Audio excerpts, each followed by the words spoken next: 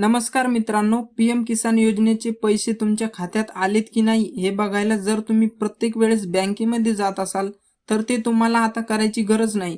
तुम्ही आता घर बसल्या तुमच्या मोबाईलवर बघू शकता की तुम्हाला पीएम किसान योजनेचे पैसे आलेत की नाही।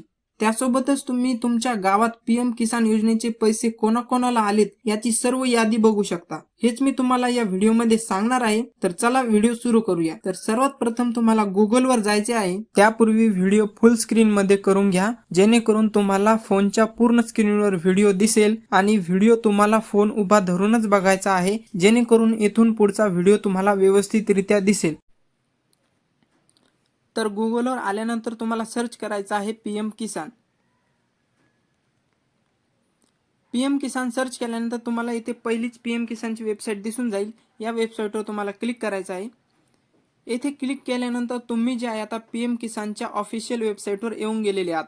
तर तुम्ही इथे बघू शकता माननीय प्रधानमंत्री श्री नरेंद्र मोदी द्वारा पीएम किसान सन्मान निधी योजना की 18वीं किस्त का हस्तांतरण, म्हणजे शेतकऱ्यांना जो आहे पीएम किसानचा 18वा हप्ता 5 ऑक्टोबर 2024 ला मिळालेला आहे। हा तुम्हाला मिळालेला आहे की नाही तुम्ही यामध्ये तुमचे नाव चेक करू शकता। आणि यापुढे सुद्धा 19वा जर हप्ता आला, 20वा आला, 21वा आला तर तो तुम्हाला हप्ता मिळालेला आहे की नाही तुम्ही येथे येऊन तुमचे नाव चेक करू शकता। तर हेच मी तुम्हाला व्हिडिओमध्ये पुढे सांगणार आहे। तर चला बघूयात।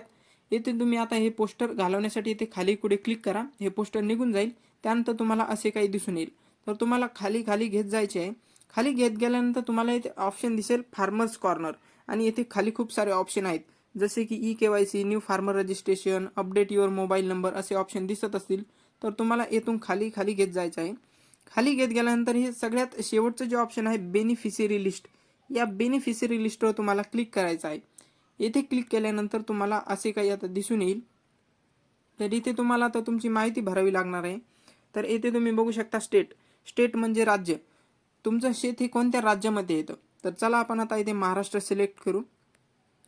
महाराष्ट्र सिलेक्ट केल्यानंतर आता 2 नंबरचा ऑप्शन आहे डिस्ट्रिक्ट, म्हणजे कोणता जिल्हा, कोणत्या जिल्ह्यात तुमचं शेत येतं। तर आता इथे मी सिलेक्ट करणार आहे पुणे। पुणेमध्ये सिलेक्ट केल्यानंतर आता तिसरा ऑप्शन आहे सब डिस्ट्रिक्ट, म्हणजे कोणता तालुका, कोणत्या तालुक्यात येतं, जिल्ह्यामधला कोणता तालुका। तर मी इथे आता तालुका सिलेक्ट करणार आहे मावळ। मावळ सिलेक्ट केल्यानंतर आता खाली येतं ब्लॉक, म्हणजे कोणत्या ब्लॉकमध्ये तुमचं शेत येतं। तर बऱ्याच वेळा काय होतं की तुमचं शेत जे आहे तुमच्या तालुक्यात नसून दुसऱ्या तालुक्यात गेलेलं असतं। तर तुम्ही येथे ते सिलेक्ट करू शकता कोणत्या तालुक्यात तुमचं गेलेलं आहे। तर आता इथे आपण मावळ सिलेक्ट करणार आहे।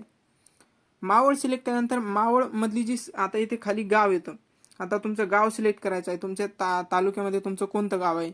तर इथे जे आहे सर्व गावांची यादी येऊन गेलेली आहे। तर मी आता इथे सिलेक्ट करणार आहे देवघर। देवघर गाव आहे, तर ह्या गावातील यादी आपण बघणार आहोत। तर इथे सिलेक्ट केलं मी देवघर।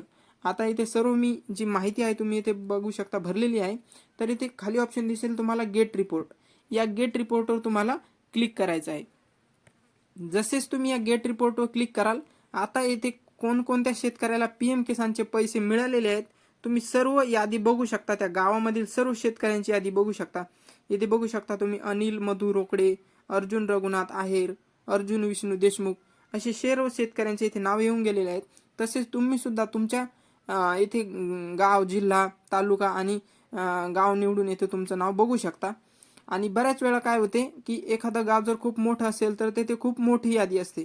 तर त्यामध्ये शेतकऱ्यांना खूप अडचणी येतात की एवढ्या मोठ्या यादीमध्ये आपलं एकाचं नाव कसं शोधायचं। तर याची तुम्हाला मी सोपी पद्धत सांगणार आहे। ही जी यादी बनलेली असते ABCDE अशा क्रमानुसार बनलेली असते, म्हणजे ABCD Z पर्यंत। तर असं तुमचं जर नाव जर V वरून असेल तर तुमचं नाव थोडं लांब गेलेलं असेल, B वरून असेल तर तुमचं नाव सुरुवातीलाच येईल।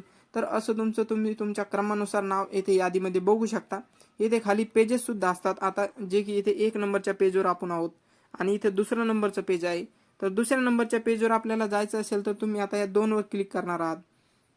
2 वर क्लिक केल्यानंतर आता 51 नंबरचा शेतकरी आलेला आहे, म्हणजे 1 नंबरच्या पेजवर 50 शेतकऱ्यांची नाव होते, आता दुसऱ्या पेजवर डबल 50 शेतकऱ्यांची खाली नावे येऊन गेलेली आहेत। असं तुम्ही चेक करू शकता। तर धन्यवाद मित्रांनो। कसा वाटला तुम्हाला व्हिडिओ जर आवडला असेल तर व्हिडिओला लाईक करा आणि अशाच महत्त्वपूर्ण माहितीसाठी आपली मराठी माहिती हक्काची या YouTube चॅनलला नक्की सबस्क्राईब करा। धन्यवाद मित्रांनो।